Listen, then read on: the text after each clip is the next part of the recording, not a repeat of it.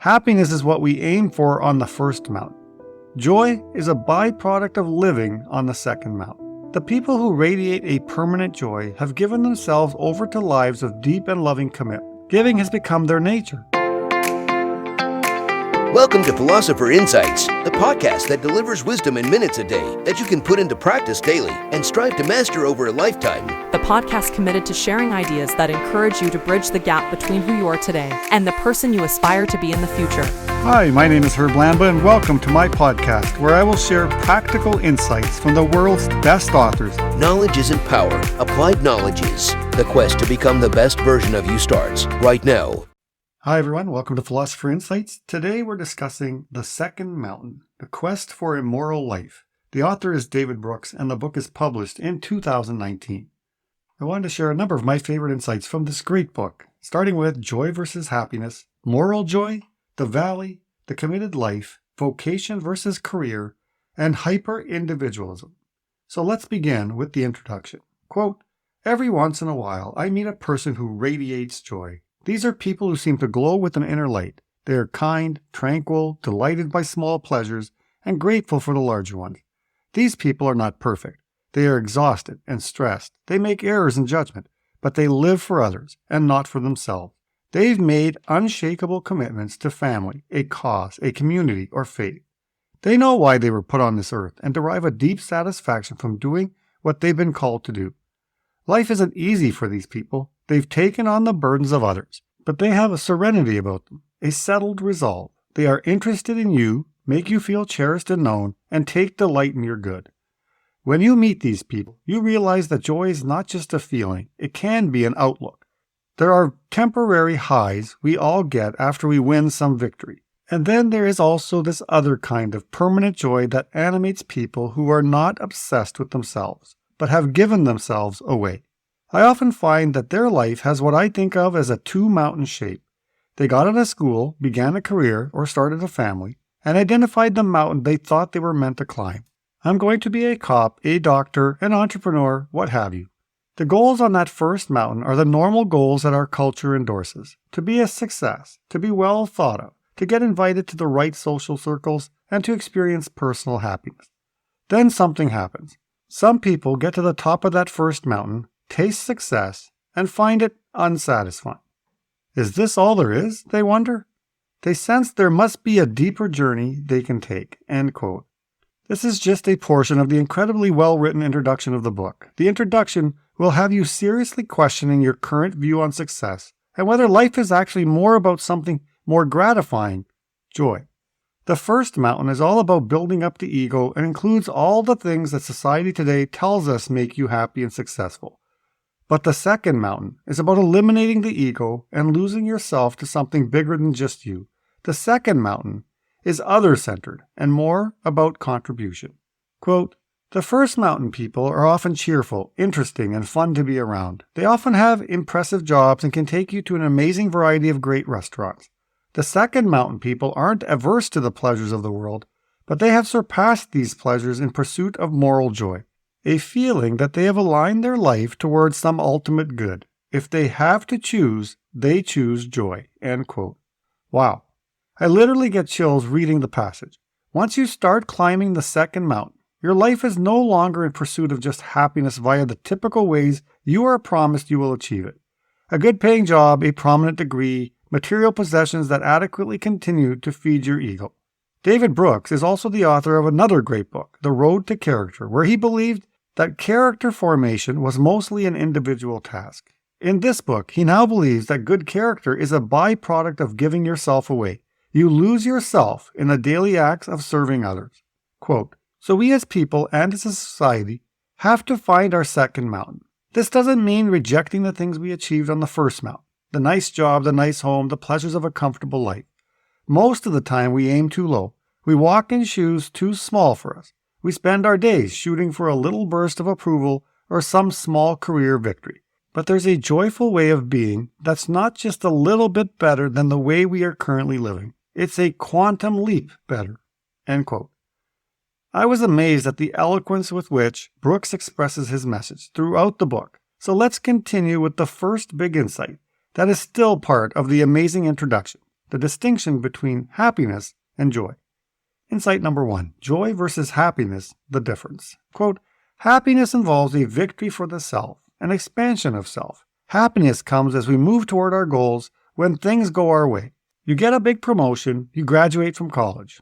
Happiness often has to do with some success, some new ability, or some heightened sensual pleasure. Joy tends to involve some transcendence of self. Joy is present when mother and baby are gazing adoringly into each other's eyes, when a hiker is overwhelmed by the beauty in the woods and feels at one with nature. Joy often involves self-forgetting. Happiness is what we aim for on the first mountain. Joy is a byproduct of living on the second mountain. End quote. Brooks suggests that happiness is the correct goal for someone on the first mountain, but with the one life we are given, we need to move beyond happiness towards joy.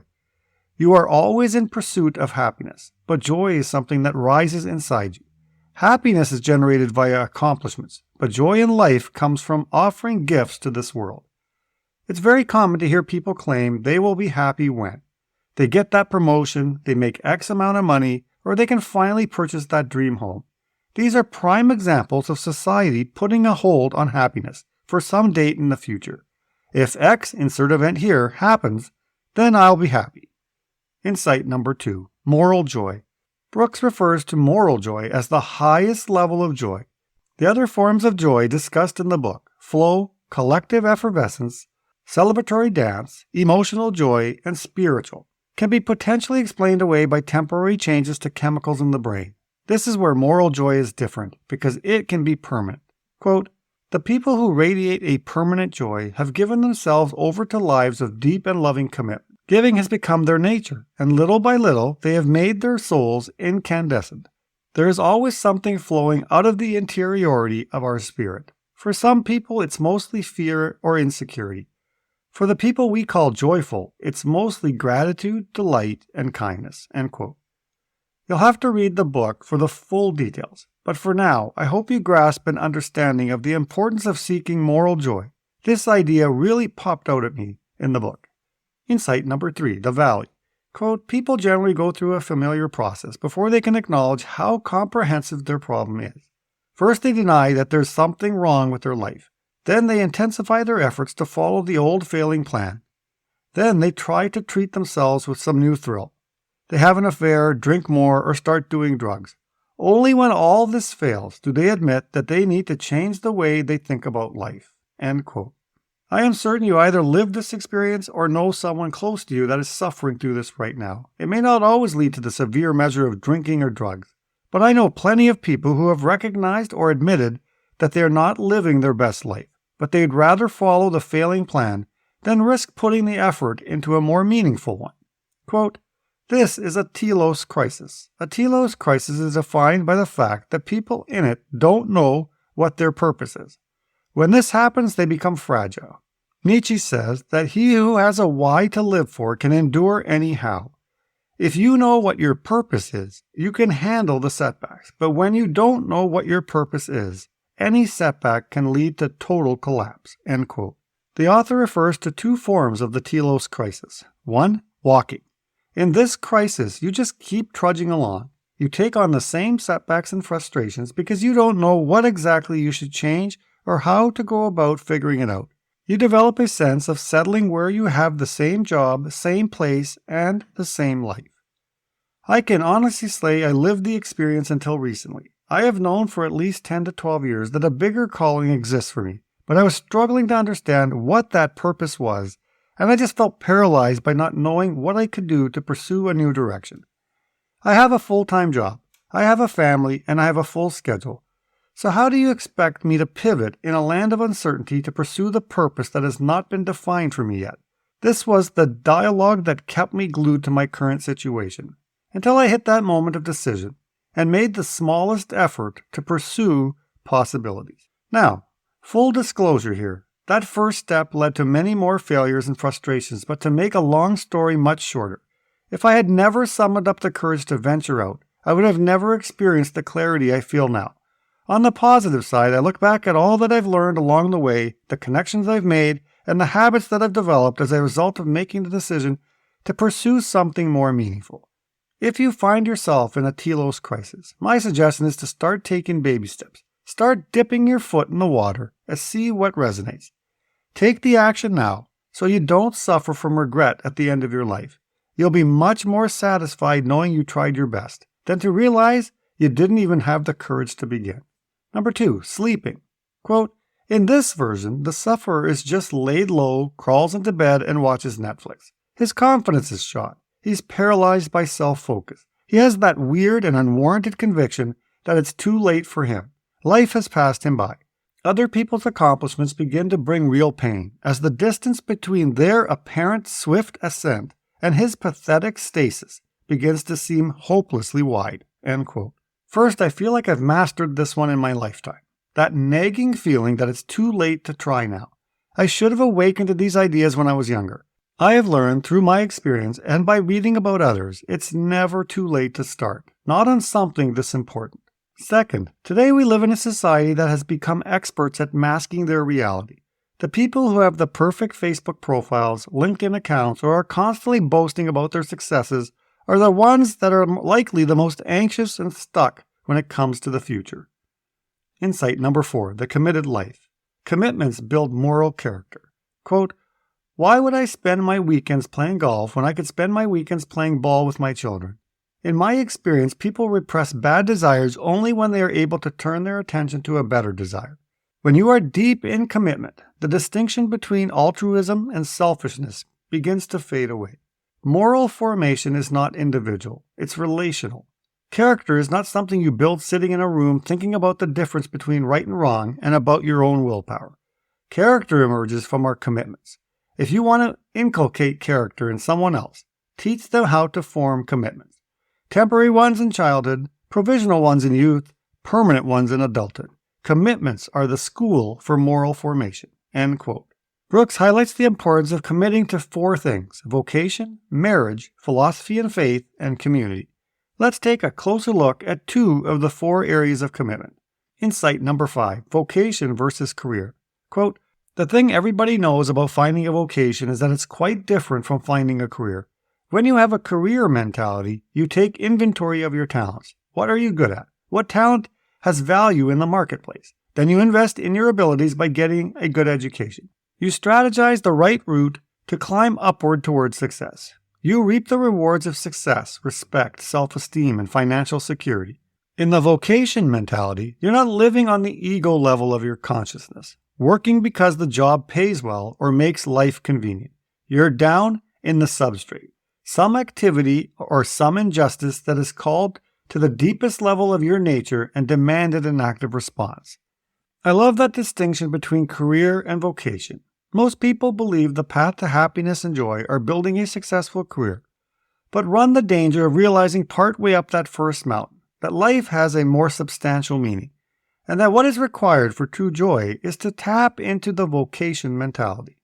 Quote, vocations invariably have testing periods when the costs outweigh the benefits, which a person must go through to reach another level of intensity. At these moments, if you were driven by a career mentality, you would quit. You are putting in more than you're getting out. But a person who has found a vocation doesn't feel she has a choice. It would be a violation of her own nature, so she pushes through when it doesn't seem to make sense. End quote. On my journey over the past 2 years or so, I have seen plenty of examples of people who are pursuing a vocation, but treating it like a career. They simply don't have the resolve to keep going because the results of their efforts are not showing up as per their expectations. Insight number 6, community, hyper-individualism. Quote, the first mountain is the individualist worldview, which puts the desires of the ego at the center. The second mountain is what you might call the relationist worldview, which puts relation, commitment, and the desires of the heart and soul at the center. End quote. I love that passage, and shifting the spotlight over to you. Where do you see yourself currently? Are you a hyper-individualist driven by your ego's desires, or have you started your climb of the second mountain and focused on making your life journey about serving others? It took me longer than I would have liked to discover this, and the book just reinforces in my mind how vitally important it is I stay on this path. No guarantees, no monetary promise, just the day-to-day desire to serve as profoundly as I can. Quote, the core flaw of hyper-individualism is that it leads to a degradation and a pulverization of the human person. It is a system built on the egoist drives within each of us. These are self-interested drives, the desire to excel, to make a mark in the world, to rise in wealth, power, and status, to win victories and be better than others. Hyper-individualism does not emphasize and eventually does not even see the other drives, the deeper and more elusive motivations that seek connection, fusion, service, and care. These are not the desires of the ego, but the longings of the heart and soul, the yearning to surrender to a greater good. End quote. Hyper-individualists believe they are only worthy of being loved when they reach a certain status or success that the world expects of them. It is what is making the majority of our society so sensitive to the judgments of others and often quickly offended. Quote, the hyper-individualist operates by a straightforward logic. I make myself strong and I get what I want. The relationist says, life operates by an inverse logic. I possess only when I give. I lose myself to find myself. When I surrender to something great, that's when I'm strongest and most powerful. End quote. This passage reminds me of one of the greatest quotes by legendary philosopher Zig Ziglar. Quote, you can have everything you want in life if you just help enough other people get what they want. End quote. We are born with an ego and a heart and a soul, but today's society teaches us to swell our ego and diminish our heart and soul. This is why most people discover later in life that something was missing while they pursued their self-focused life. That concludes the insights I wanted to share from this amazingly well-written book.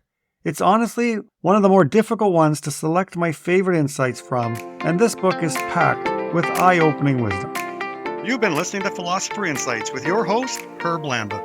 If you enjoyed this episode and you'd like to support the podcast, please share it with others, post about it on social media, or leave a rating and review.